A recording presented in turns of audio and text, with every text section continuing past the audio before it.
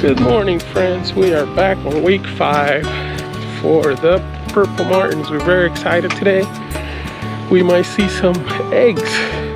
So right now we're on our way to go see the birds. Here's Inez driving. And we're supposed to have eggs today. So we're really excited about that.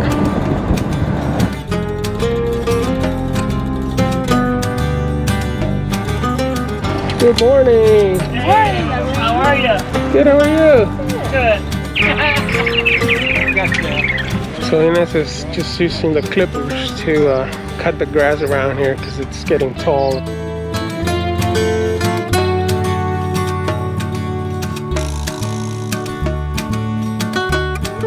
Okay, so we got rig 1 down and now we are going to check for eggs. Ooh, we got eggs!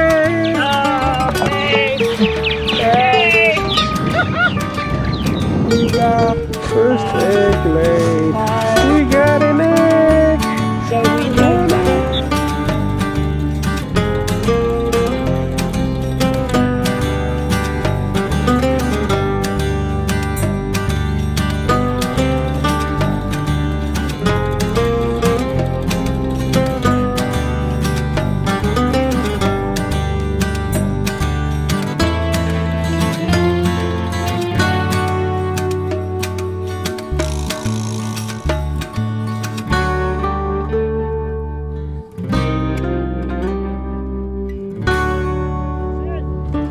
Alright. How exciting that the first one you went to I had know, an egg. isn't that crazy? I know it is. I think that's the first one I always go to though. Is it really? Yeah, because Inez always starts from here, so I start a little bit off.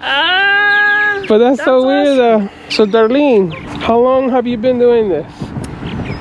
I have been doing this, so the conservation work here at Safari Golf Course for about 32 years. And what made you start doing this? I was at the zoo and they had nest boxes over in the North American exhibit and they all had house sparrows in them. And I contacted the zoo and I said, why are you letting invasive species nest on grounds? Yeah. And I said, that's showing the public the wrong thing. And I said, either take them down or take the floor out or trap them, and they can't trap on grounds. They came to me and said, we'll give you some grant money if you want to work on our property with the birds. So I didn't want to be on the zoo grounds, I wanted to be here because this is better habitat, less buildings. So I got a $5,000 grant from the Columbus Zoo Conservation Fund, and I put in 40 some boxes here. Wow. And the gourds weren't here, and then I wrote another grant a couple years later and put in 2 rigs, and then I wrote another grant and put in the last rig. So I get grants from the Columbus Zoo and from Ohio Ornithological Society. And then I do, you know, the conservation work and recruit volunteers like you and Inez. So I remember once you told me about not putting the regular food, bird food, on our feeders. Why is that bad, and what kind of food should people put on their feeders? Well, the food at the feeders should be primarily black oil sunflower seed, and most species of birds will eat that, not all. But if you put millet, the little balls in the feeder, then house sparrows come and they like that. And those are the ones we're trying to avoid. Those are the ones we're trying to keep out of the housing. And so far, I haven't seen any at our martin rigs. We've had a really exciting time with doing programs with the martins and aging them, and when we change the nest out. So we'll advertise a program. It'll probably be the end of the first week of July, I'm thinking. You know, I can figure now with the first egg lay, then I have a prognosticator that will estimate when it will hatch. Yeah, and the aging charts. And the aging charts. Yeah, the aging charts are the actual size of the bird from 1 day to 28 days. Oh, wow. And they're laminated sheets, so you can lay the bird right on the sheet, and then you can determine what the age is. And it's just extra information to have. And then I get the Vice President of Conservation to come out and help us, and he brings a couple zoo staff people, and it's really good for them to know what we as volunteers are doing. So what was it about, like, the purple martin that you love? The purple martins are absolutely fascinating because they come here to breed, lay eggs, raise their young, and then they travel. When they leave, they go to Brazil. So several thousand miles one way, and then they have to come back. So they keep doing that. So if you've got a 6-year-old bird, and you can tell by banding how old they are, you know, it could be how many miles? 4 times 6, 20,000 miles. Wow. Yeah, you know, or 24,000 miles. So it's pretty fascinating that they can do all that. What's the life of one of these birds? How long do they live? So they say that 50% of the birds born this year will make it to their first birthday. Okay. So if they have 6 or 7 young, only half of them will make it. Okay. And as you know, we lost 25 birds a couple weeks ago, so we're hoping for a good rest of the season. But not all the birds that are here will breed because they're first-year birds. It's usually more their second year before they breed.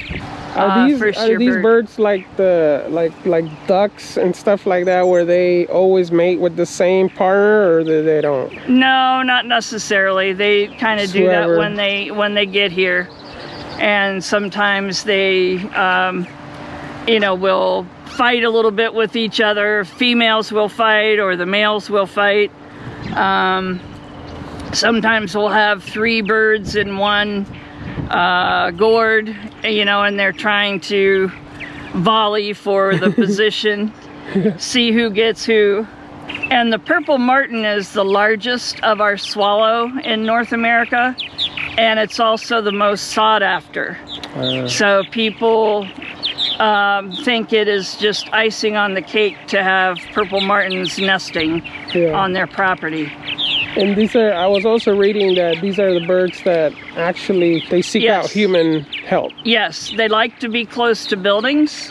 They like to be close to people. They know people are helping them. They used to nest in the cavities of trees. And what do people do with a dead tree? They cut it down. So they lost their housing, and the Native Americans started putting up gourds for them and stringing them up. So you see a lot of old 1800 paintings, and the Native Americans had the martins way back then. Oh, wow. So that's really cool. So if someone wants to help out like this, how can they help out? They could contact me, and I could, you know, get them with another volunteer, you know, like the primary volunteer, and they could help them and learn about it. It's definitely not something that you walk up to and start doing. So we keep data, and we have these sheets. And today we were quite excited. In Gourd C at Rig 1, we had date first egg laid. So this morning she laid an egg, and she'll lay another egg tomorrow. And if she has 4 eggs, then the day she lays the 4th egg is when she starts to incubate. So she won't incubate now. She'll just keep going out and feeding, and, you know, not pay that much attention until she lays the last egg. So and then she has a brood patch, and it's where her skin is hot. The feathers are gone, and she puts that brood patch on the eggs to incubate them and keep them warm. So Definitely. what's your contact information? They could contact me, Darlene Sillick, at Azure Trails, AZURETRAILS at columbus.rr.com. If you want to come out when we do the nest changes, or if you want to help at a site. And then again, we'd put you with the primary person so you can learn. Also, one of the best websites is PMCA, Purple Martin Conservation Association, and they have a forum, a question and answer forum, and just a ton of information. Well, thank you so much. Okay. Let's go ahead and continue here. Okay.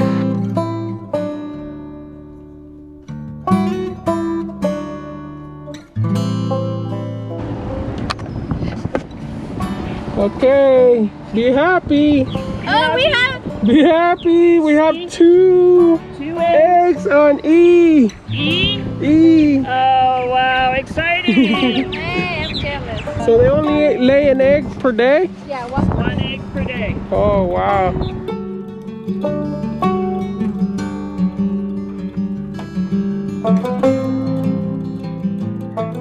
It looks like this side they don't really like. They like that side. Yeah, it's interesting. They like the east side. That's an interesting observation. And then I noticed when you were on that side, that's west, Yeah. and that's where a lot of the winds and the bad weather comes out. And the eggs are on this side. Yeah, yeah, they're all on the east side. That the sun's gonna warm that up. Okay, yeah. See if this one will. It's like untouched. Ah! Oh, it's you. D has some eggs. Let me see. What's the letter again? D? D as in David. Ah. It has one egg. Oh, that's Let's do it. Oh, you're gonna be so full of eggs next week.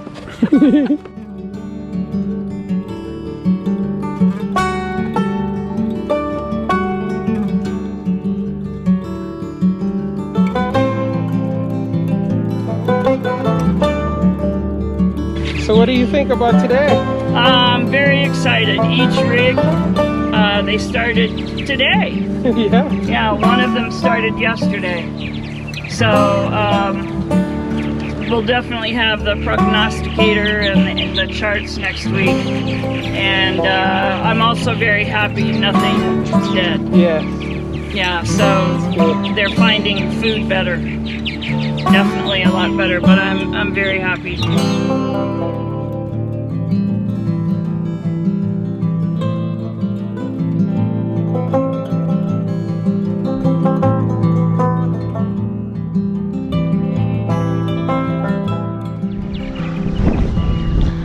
Alright, so that's it for today. Next week we'll have a guest. You'll get to meet her. She's coming from Cleveland. And make sure you subscribe. Make sure you click on the little bell so that you get notifications once our new episodes are up. And let us know what you think in the comments. Let us know if you want to volunteer or if you've worked with birds before. And if you want to volunteer with us, make sure you put that on the description, and we'll be in contact with you so you can help out. That's it for today. Have a good one.